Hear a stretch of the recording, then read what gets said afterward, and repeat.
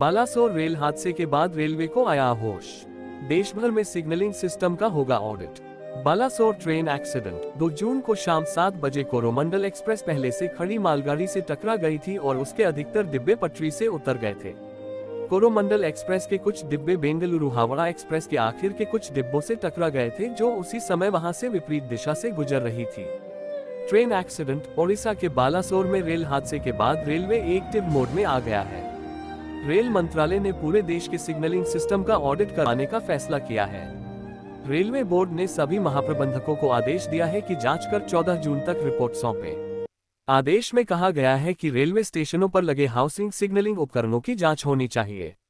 Rail मंत्रालय के आदेश में ये भी कहा गया है कि रिले रूम की जांच कर ये तय किया जाए कि डबल सिग्नलिंग सिस्टम सही से काम कर रहा है। बता दें कि रिले रूम से ही सिग्नलिंग सिस्टम को कंट्रोल किया जाता है।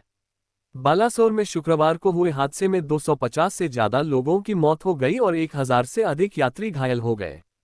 पूर्व में रेलवे अधिकारियों ने Shalimar Chennai central Coromandel express, Bengaluru Howrah superfast express और एक मालगाड़ी से जुड़े हादसे के लिए संभावित तोड़फोड़ और इलेक्ट्रॉनिक इंटरलॉकिंग प्रणाली से छेड़छाड़ का संकेत दिया।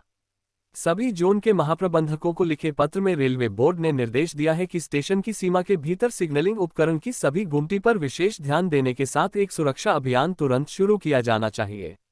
बोर्ड ने कहा कि जांच के साथ सुनिश्चित किया जाना चाहिए कि उनके पास डबल लॉकिंग व्यवस्था हो।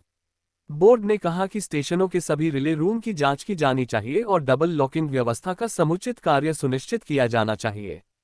बोर्ड ने कहा कि यह भी सुनिश्चित किया जाना चाहिए कि इन रिले रूम के दरवाजे खोलने बंद करने के लिए डेटा लॉगन और एसएमएस अलर्ट उत्पन्न हो रहा है। रेलवे बोर्ड ने ये जांच करने का निर्देश दिया है कि सिग्नलिंग और दूरसंचार उपकरणों के लिए डिस्कनेक्शन और रिकनेक्शन की प्रणाली का निर्धारित मानदंडों और दिशानिर्देशों के अनुसार सख्ती से पालन किया जा रहा है। इस बीच दुर्घटना के दौरान ड्यूटी पर तैनात दक्षिण पूर्व रेलवे के खड़गपुर डिवीजन के करीब 54 अधिकारियों को 5 जून और 6 जून को जांच के लिए उपस्थित रहने के लिए कहा गया है।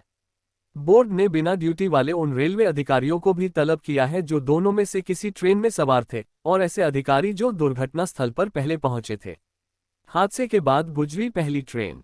रेल हादसे के बाद सोमवार को पहली यात्री ट्रेन दुर्घटनास्थल जब गुजरी तो अधिकतर यात्री खिड़कियों से बाहर हादसे की भयावहता को देख रहे थे। कुछ यात्री हतप्रभ थे जबकि बाकी जगन्नाथ बुदा रहे थे। बहानगा बाजार स्टेशन से गुजरने के दौरान वंदे भारत एक्सप्रेस की गति काफी धीमी हो गई थी, जिसकी वजह से यात्री करीब से उस भयावहता को देख सके। वहां कुछ डिब्बे अब भी उल्टे पड़े थे और क्रेन की मदद से मजदूर मलबा हटा रहे थे। बता दें कि गत 2 जून को शाम 7 बजे कोरोमंडल एक्सप्रेस पहले से खड़ी मालगाड़ी से टकरा गई थी और उसके अधिकतर डिब्बे पटरी से उतर गए थे। कोरोमंडल एक्सप्रेस के कुछ डिब्बे बेंगलुरु हावड़ा एक्सप्रेस के आखिर के कुछ डिब्बों से टकरा गए थे, जो उसी समय वहां से विपरीत दिशा से गुजर रही थी।